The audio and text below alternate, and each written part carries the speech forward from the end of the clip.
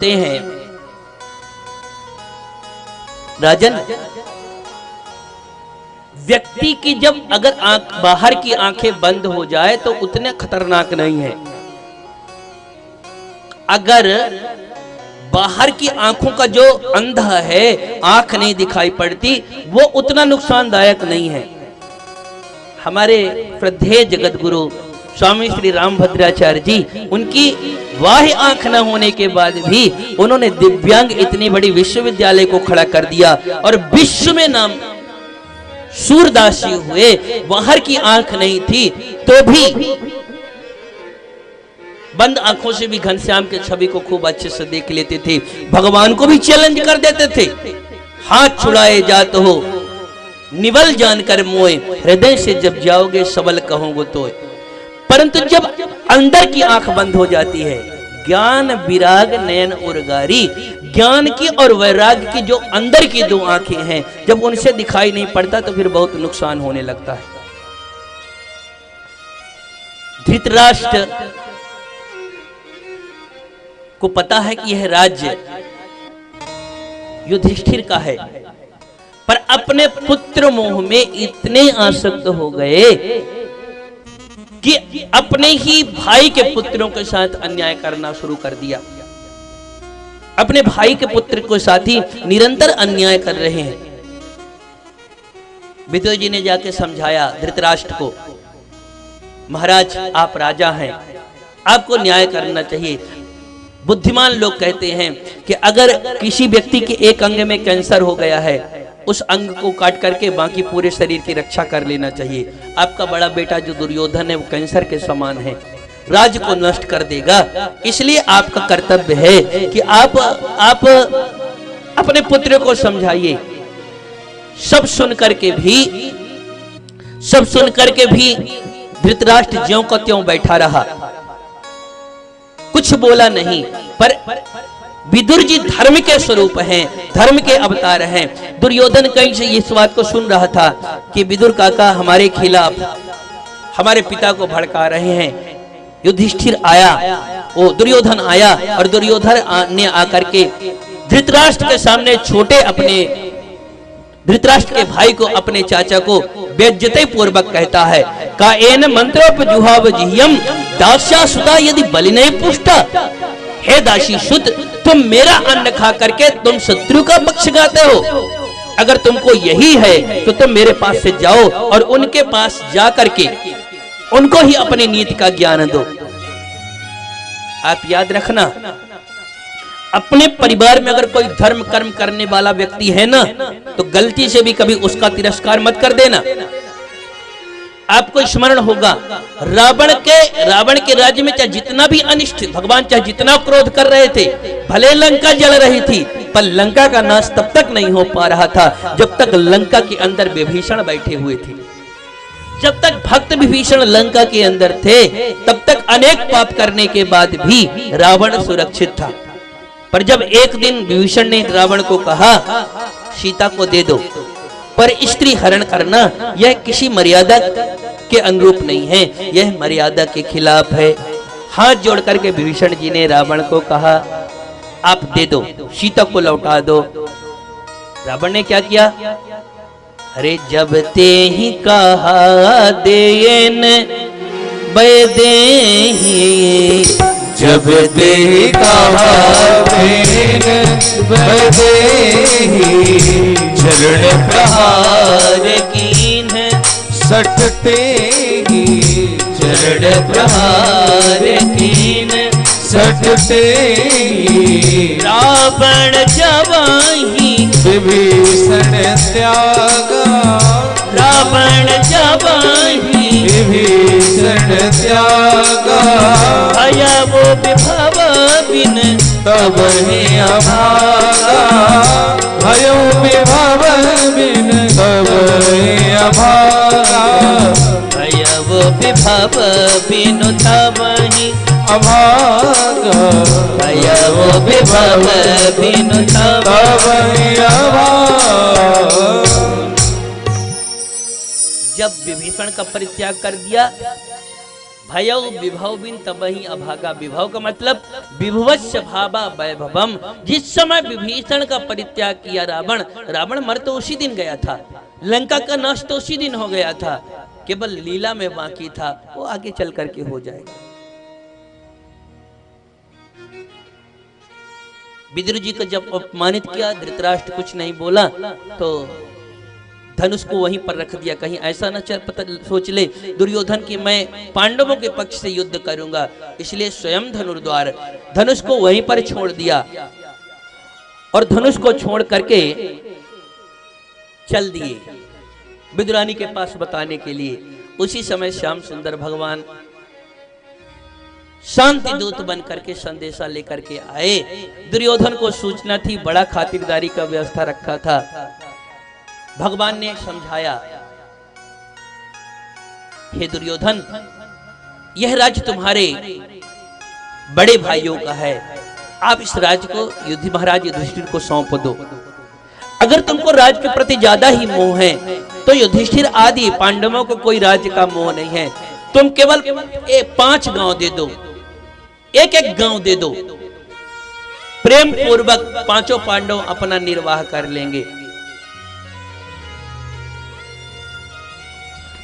दुर्योधन को बात समझ में नहीं आई। उसने कहा, हे केशव, आप जो कह रहे हैं वो सही कह रहे हैं, मैं इस बात को जान रहा हूं।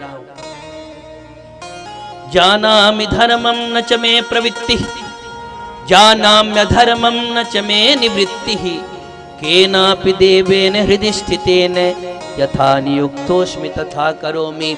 मैं जानता हूं कि मैं जो कर रहा हूं वह अधर्म है,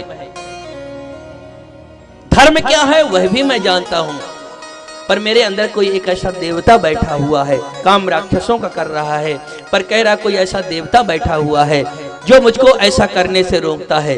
हे केशव, मैं सच बताऊं, आप 5 गांव की बात कहते हैं, पर सूच्याग्रे न दास्यामि बिना युद्धेन केशवा, बिना युद्ध के सुई के अग्रभाग के बराबर भी भूमि हम नहीं देंगे।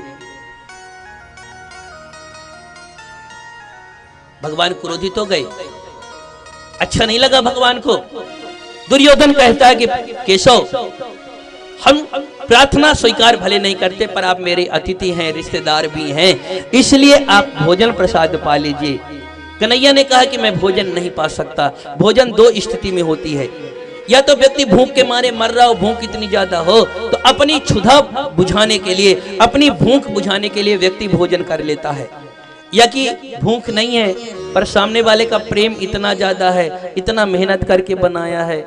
हम लोगों को तो रोज ऐसा हो जाता है, पैर में मछली का चिन्ह है, चलते ही रहना है, तो कहीं ना कहीं दूसरे जगह की प्रसाद पाना है। कहीं बहुत अच्छे लोग मिल गए तो बहुत अच्छे से भोजन मिला, कहीं भगवान की कृपा हो गई, कुछ वैसे ही मिल गया। हम लोगों को तो दोनों में सम रहना है। भगवान राम वन को गए तो कुछ सोच के थोड़ी गए थे, तो भोजन और सोने की चिंता करके वैष्णव कहाँ चलता है। जो भगवान की कृपा से मिल जाए, जीवन चल रहा है, उसमें ही आनंद व्यक्ति मना ले, यही सच्चा जीवन है। केशव ने कहा कि या तो प्रेम ज्यादा हो, उसमें भोजन ज्यादा होता है, या कि भूख ज्यादा हो। न तो मेरे अंदर भूख है और न तो आपके अंदर उतना प्रेम है, इसलिए भोजन नहीं होगा। और कन्हैया जाने लगे जैसे दुर्योधन ने कहा कि आप ऐसे बिना अतिथि स्वीकार किए नहीं जा सकते। अपने सेवकों को कहा बंदी बना लो। कन्हैया को इतना क्रोध आया, देखते देखते कन्हैया ने विराट स्वरूप धारण कर लिया। मैथिली शरण गुप्त जी ने बहुत सुंदर लिखा। मैथिली शरण गुप्त ने कहा, रामधारी सिंह दिनकर की है शायद, जंजीर बढ़ा अवसाद मुझे, हाँ दुर्योधन बांध मुझे, हित वचन नहीं तूने माना, मैत्री के मूल्य न पहचाना, तो ले मैं भी अब जाता हूँ, अंतिम संकल्प सुनाता हूँ, याचना नहीं अब रण होगा, जीवन या जय का मरण होगा, टकराएंगे नक्षत्र निखर, बरसेगी भू पर वहिन्य प्रखर, फण शेष नाग का डोलेगा, विकराल काल मुंह खोलेगा, दुर्योधन रण ऐसा होगा फिर कभी नहीं जैसा होगा।